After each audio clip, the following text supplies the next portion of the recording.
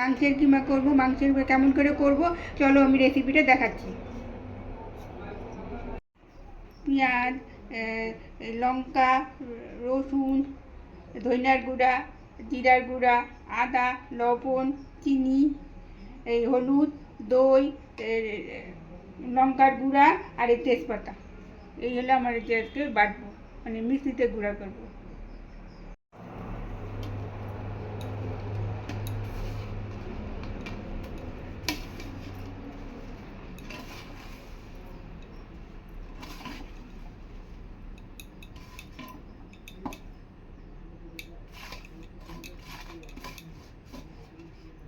তাতে থালাতে লেগেছিল, তাই সেই জলটুকু আমি দিলাম।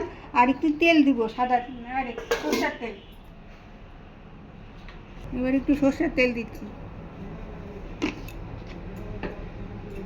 আর কড়াইতে অল্প দিবেন, কারণ এখানে যেহেতু দেওয়া আছে কড়াইতে তখন অল্প দিব। এটা আমি এখন পেস্ট করব। দিলাম এই কড়াইতে অল্প তেল দিব, কারণ ওই যে মশলাতে তেল দিয়েছিলাম বলে অল্প তেল দিলাম।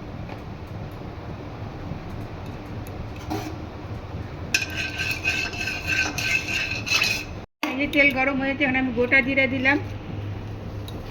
আর ওইদিকে গরম জল বসানো আছে। আর মাংস সব কিছুতেই গরম জল দিলে ভালো হয়, তাড়াতাড়ি হয়। যেহেতু মাংসের কিমা, তার জন্য তাড়াতাড়ি হবে, এর জন্য গরম জল দিলাম।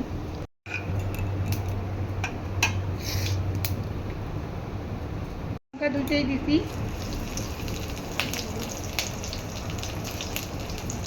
আমার ক্যামেরাম্যান দূরে চলে গেছে, কারণ এই যে ঠিকটা, এর জন্য আমার ক্যামেরাম্যান হাতটা খালি বাড়িয়েছি, দেহ দূরে চলে গেছে। এটা যদি দেখাতে পারতাম।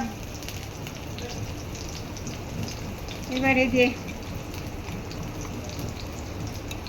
পেঁয়াজগুলো দিয়ে দিলাম।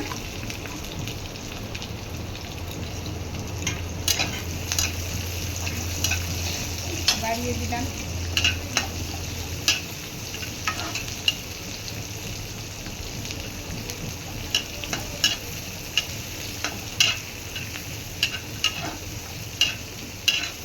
ভাজলাম না, কারণ আলুগুলো এর মধ্যে দিয়ে দিব। আলুগুলো একটু ভাজা ভাজা হোক এটার সাথে সাথে।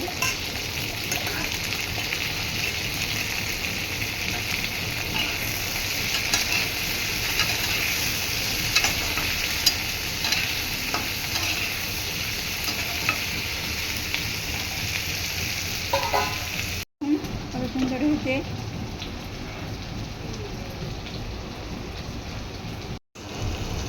মশলা ধোয়া জলগুলো দিয়ে দিলাম।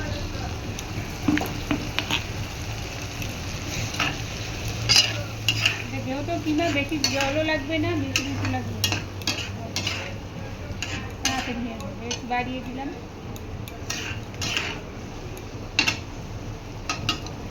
হয়ে গেছে, এবার মশলাগুলো দিয়ে দিলাম।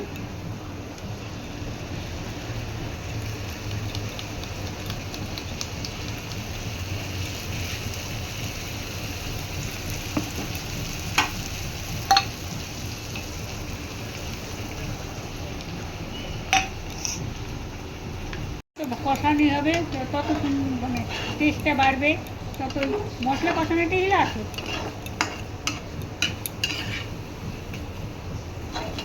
এবারে যে মাংসগুলো দিয়ে দিচ্ছি, কষানো হয়ে গেছে। কষানি হয়ে গেছে মানে কিছুটা কষানি হয়েছে, এবার মাংসের সাথে কিছুটা আবার কষাবো।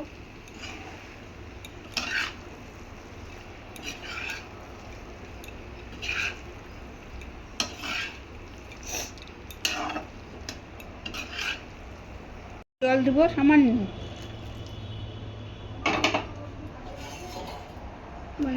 এবারে এই যে নাড়ার পর ঢেকে দেবো। একটু জল দিলাম, কারণ লেগে যাচ্ছিল। বুঝতেই তো দেখলেই যে কত শুকনো হয়েছিল। এবার একটু ঢেকে দিলাম, বেশিক্ষণ ঢাকতে হবে না। দিয়ে দিলাম।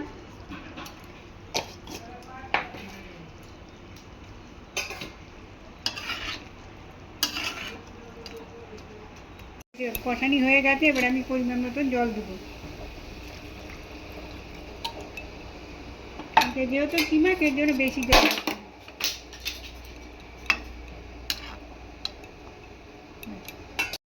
মশলাগুলো কেটে নিলাম, চারিদিকে মশলা লেগে আছে।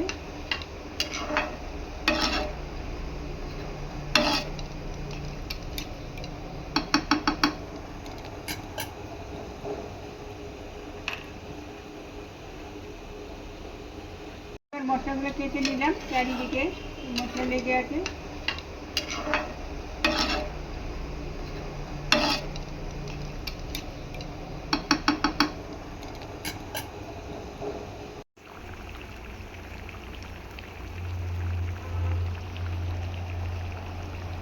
আমার এখন ঝোল ঝাল হয়ে গেছে, এখন আমি নামাবো।